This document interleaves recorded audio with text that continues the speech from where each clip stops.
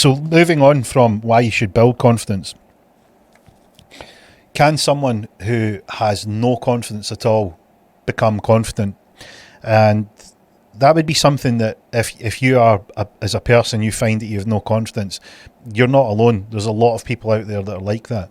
And generally you'll find that there's a situation where when you get speaking to them and you find out a little bit more about them, something interesting happens, is that you realise that there's lots and lots and lots of things that they're actually quite good at, and there's lots of things that they should be confident about, because they've got the skill set. And what happens is, generally these people, if you imagine that on this side is the things that you're good at and on this side is the things that you're not so good at, they're generally looking over here and they're not giving themselves the credit for the things that are over here.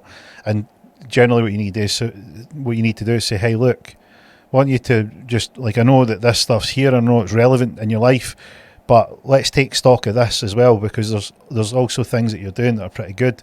And if you want to beat yourself up because you're not great at these, that's okay.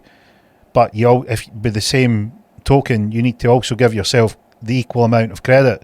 You know, it's polarity. If you want to have the negative, you've got to have the positive. So you need to distribute that evenly. And that you start to inquire, like, you know, how did you learn how to get good at this? How long did it take you? Did it seem natural? You know, where did you pick it up? Did you learn? Did you read any books?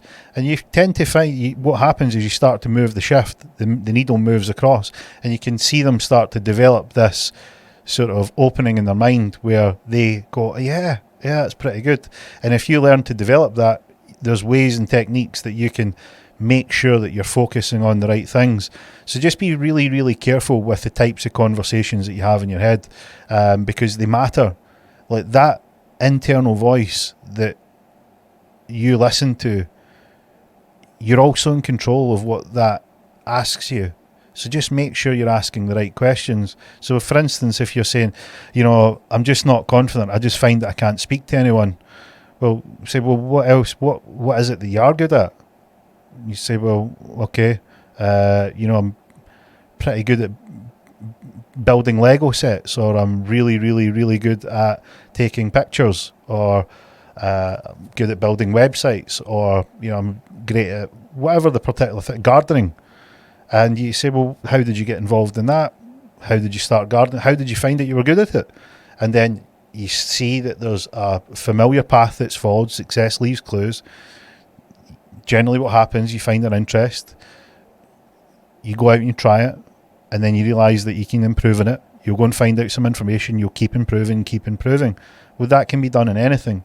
And what happens is, when you find out that you can lay that template on over just about anything, you realise that it's not that you aren't capable, and it's not that you can't be confident. It's as that you've just not really figured out that you can lay this template on it, on all the different things. So to give yourself that reminder, I would say just remember that you're good at something. Everyone is good at something.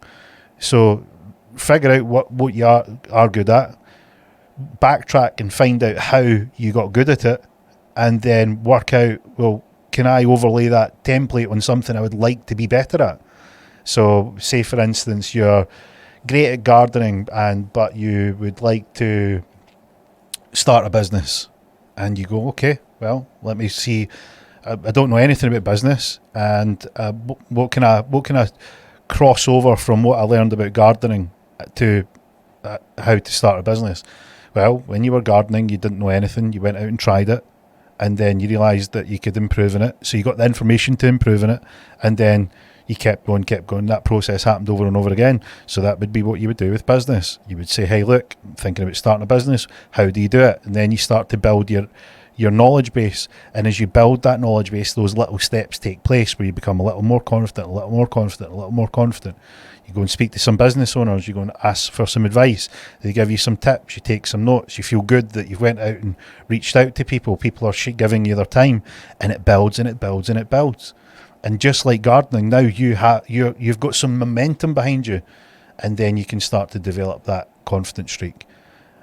And that starts with asking the right questions. How can I be better at starting a business? just the same way as I got better at being a gardener.